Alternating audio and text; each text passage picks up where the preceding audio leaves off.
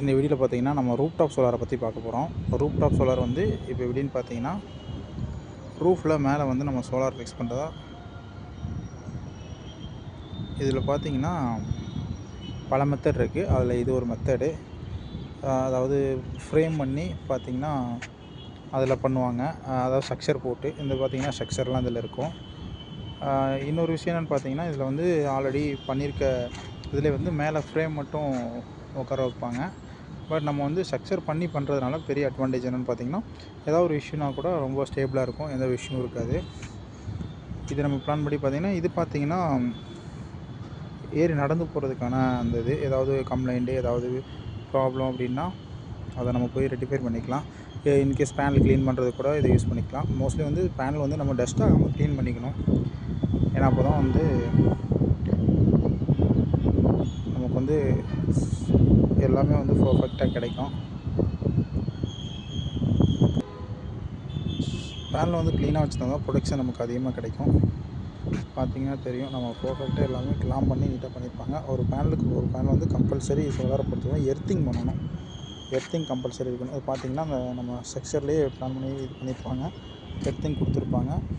உள்ளே வந்து பார்த்திங்கன்னா கேபிள் ஒவ்வொரு பேனலும் ஒரு பேனல் அப்படியே லூப் பண்ணியிருப்பாங்க. அந்த லூப் பார்த்தா உள்ளே தெரியும். அவங்க லூப் பண்ணி இங்கேருந்து எடுத்துகிட்டு போய் அங்கே வந்து நம்ம இன்வெர்ட்டரில் அந்த சுவிட்சில் கனெக்ட் பண்ணியிருப்பாங்க.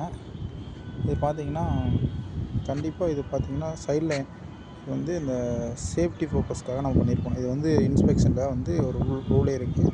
நம்ம சேஃப்டி பர்பஸ்க்காக இது கம்பல்சரி இருந்தால் தான் நமக்கு வந்து அப்ரூவலே பண்ணுவாங்க. இன்ஸ்பெக்ட் பண்ணி பார்த்திங்கன்னா ஒரு இடையில வந்து 2 பேனல் லென்த்துக்கு வாக்கிங் வே போட்டிருப்பாங்க. அது பார்த்திங்கனாவே தெரியும். எல்லா இதுலேயும் அப்படியே பர்ஃபெக்டாக பண்ணியிருப்பாங்க. இது நல்லா ஸ்க்ரூ பண்ணி நல்லா ஃபிக்ஸ் பண்ணியிருப்பாங்க.